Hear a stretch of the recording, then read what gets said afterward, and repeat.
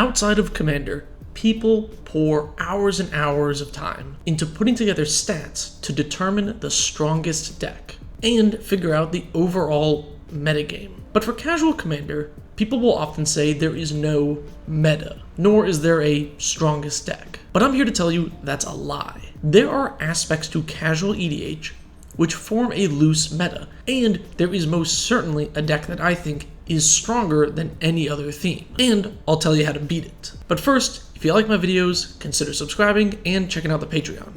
Thanks. So what is the best deck in casual Commander? Well, let's look at the casual meta. But by meta, I don't mean what people play a lot of, rather what people don't play. If we ignore all the old bad cards that just don't see play because they're not very good, and instead take a quick look at the top saltiest cards on EDH Rec, we can see a lot of cards that generally don't see play because they're soft banned in casual Commander. And most of it is mass land destruction, or cards that make it harder to untap. This is because destroying lands is considered a bit of a taboo for most playgroups. This is why something like Nature's Lore is almost like playing a mana rock with Indestructible, since outside of cards like Gaia's Cradle or Cabal Coffers, people will almost never destroy your lands. Another thing people don't play is removal. They usually don't play very much, and a lot of times people don't play flexible removal. They often skimp out on the removal that can hit any permanent type, or many permanent types, and just focus on creatures. A lot of decks don't even run cards that can get rid of your Gaia's Cradle, even if they wanted to. And another thing many decks skip out on is Graveyard Hate. So we have a meta where people won't destroy your lands en masse, oftentimes can't spot remove your lands, and commonly don't have a way to exile cards from your graveyard. I'm sure you might already know where I'm going with this, but lands decks are the most powerful decks in casual Commander. They come in every color combination that includes green, and there are even lands decks for non-green players as well. Here are some of my favorite non-green lands decks. Elish Norn, Mother of Machines, lets you double up those landfall triggers. Morog, which can turn land drops into extra combats. Patron of the Moon, which lets you do silly landfall things with cards like Royal Elemental, plus there's some combo shenanigans. And Varak Warped Sengir is a cool commander that lets you double the activation of fetch lands, triggering 3 landfall effects off of 1 fetch. And almost every set gets a new landfall card. There's a new landfall commander coming up in Thunder Junction, and there's probably going to be another one in the next set, and the next set, and every set for the foreseeable future. And many of these decks can feel really unbeatable, especially those in simic colors. Blue and green is often considered the best color pair in theory, since blue can draw cards unconditionally and has removal for every type in the game due to counterspells. Other colors really can't stop a sorcery or instant. The only weakness of blue is that counter magic can only remove stuff while it's on the stack, meaning you have to have the mana open and counterspell in hand when the spell is being cast, otherwise you can't remove the creature or whatever. So a blue deck will often have to choose between when they hold up mana for counter magic and when they go shields down to draw cards. But green gives you the mana quickly to be able to do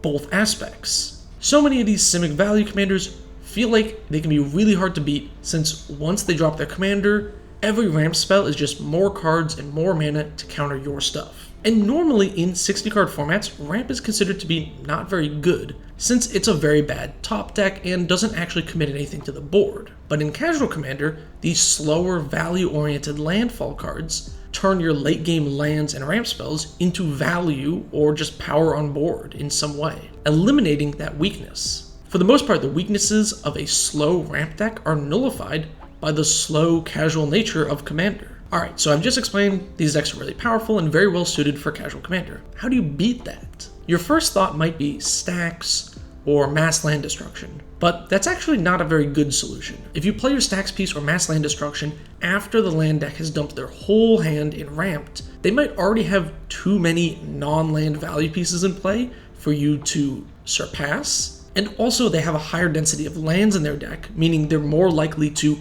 top deck lands and get back into the game. And many lands decks actually use mass land destruction because they can easily get their lands back into play. They play lots of cards that let them get lands back from the graveyard. Even something like a Winter Orbit might feel ineffective. If they can just play multiple lands in a turn, they're going to get ahead of the table. Untapping 1 land, playing 2 lands, they got 3 mana already. Next turn, they'll have 6. Some people might suggest Combo as an archetype that can work to punish landfall decks. Many land decks might have removal, but not at a super high amount, and they oftentimes go shields down on the early turns to put their ramp out, and then rely on their late game card draw to dig into that removal. So a combo deck could in theory punish a landfall deck for not taking the time to hold up removal earlier. But combo does have the downside of forcing the other players at the table to use removal on you, otherwise they're going to lose. And that could actually put the lands deck in a favorable position by playing greedily, forcing other people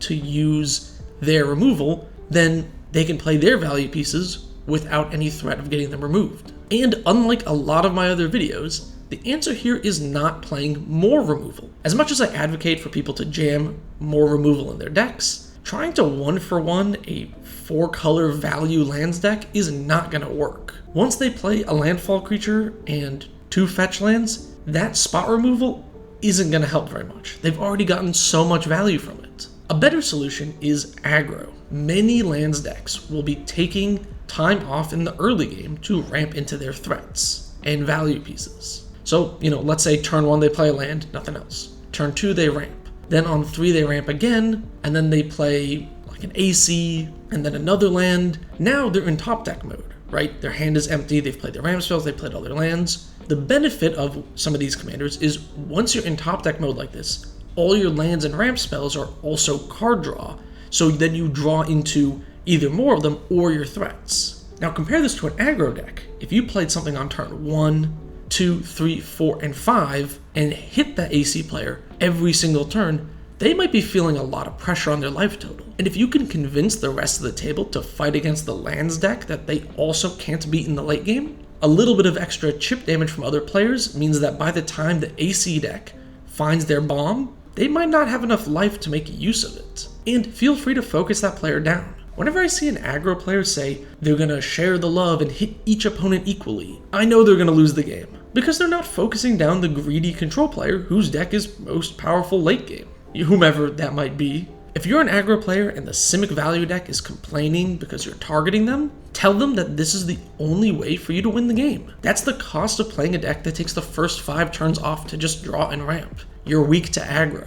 Another way to help beat land decks is by being more careful about where you use your removal. When I play ramp decks, I often see players get scared and use removal on some big creature, instead of the card advantage engine that actually drew me into the threat. Halting card draw is going to be the key to beating any control or value-oriented deck. And finally, I think Graveyard Hate is absolutely crucial in beating any lands deck. One of the most powerful things a lands deck can do is play a fetch land, have some way to get it back, like a Crucible effect, and then play landfall things that give you extra land drops, because looping that same fetch land over and over again means that they're always going to hit their land drop, trigger their landfall stuff 2 times per land drop, and get insane value. But if you exile those fetch lands, it can seriously slow down any lands deck. I do want to real quick also mention the card Confounding Conundrum, since I think people will bring it up in the comments. Blue and 1 for an enchantment. When it enters the battlefield, draw a card. Whenever a land enters the battlefield under an opponent's control, if that player had another land enter the battlefield under their control this turn, they return a land to their hand. I think this is an interesting way for Wizards to print cards that punish green ramp without staxing out non-land decks, but this card is overall not very good against landfall decks. Yeah, if you play it on turn 2, it might really hurt the green deck, but it also might help them late game. Let's say late game they've already ramped to like 8 mana. They can basically cast anything in their deck already, and then you play this. Now if they have an extra land drop effect, they can play a second land and then bounce it to hand. This way they're able to guarantee the next turn they can play another land and trigger their landfall effects again. So I would not recommend confusing Conundrum as a way to beat landfall decks. But I think if you play more flexible removal, Graveyard Hate, aggro, and focus down their card advantage engines, you can beat these powerful lands decks. But what do you think? Is Landfall really the best deck in Casual Commander? I could see an argument for something like Reanimator or Enchantment decks due to the lack of Graveyard Hate or flexible removal, So let me know in the comments below. Thanks for watching, and special thanks to my tier 3 patrons, whose names you see here. If you want to be in the credits, check out my Patreon.